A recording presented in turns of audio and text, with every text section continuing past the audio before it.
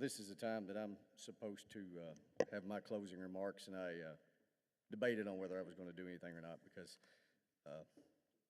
my colleagues would tell you that I am not one that really likes to speak a lot. I don't like the attention of it. I'd rather work behind the scenes, but I decided I was going to say a few things tonight. It has been an honor to serve as this year's chair of CSG South, and I'm extremely humbled that you've entrusted me to lead this organization. It has been such a great experience. I have gained so many friends.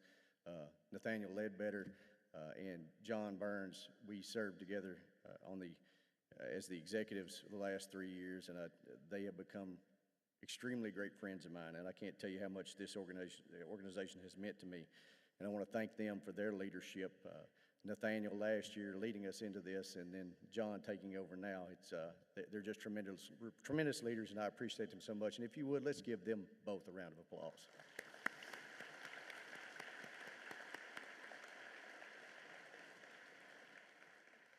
Family, of course, is the main thing that suffers many times when we're doing this job in this position, but my kids are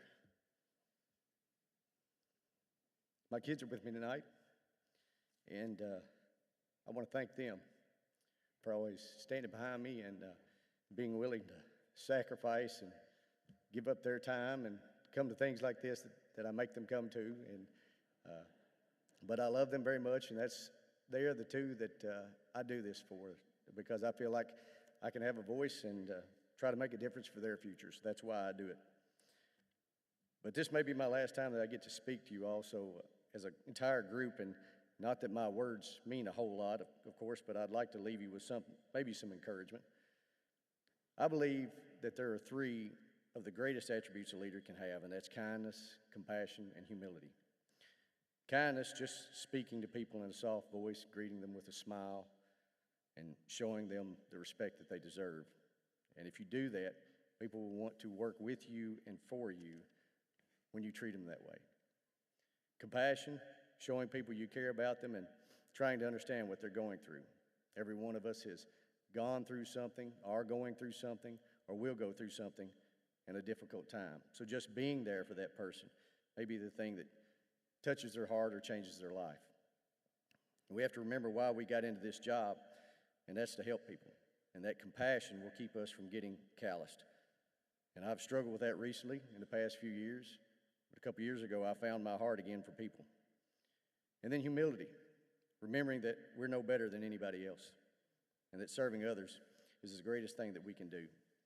Giving others credit instead of ourselves, and looking past their faults.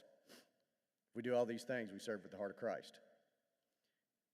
And we realize no one's perfect. We've all made mistakes. I know I've made a whole lot in my past. And we should always strive to do better.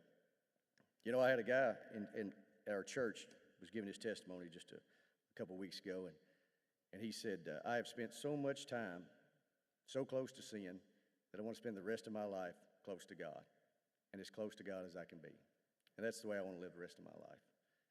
And remember, this job can be used to glorify God. Elizabeth Elliot once said, ordinary work, which is what most of us do most of the time, is ordained by God every bit as much as the extraordinary. So we can and do touch lives through this job as lawmakers. And finally, I want to leave you with this. You cannot be a leader without having the heart of a servant. We serve our families, our communities, our districts, and our states. I once read a quote that touched me, and I reflect on it quite frequently. It said, if service is beneath you, then leadership is beyond you. I think if we all live like that, we can break down the barriers that divide us, and we can accomplish so much more in our jobs and our lives.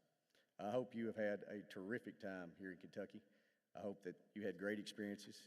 I hope you've learned a lot about our state, and I hope you've enjoyed some great bourbon as well.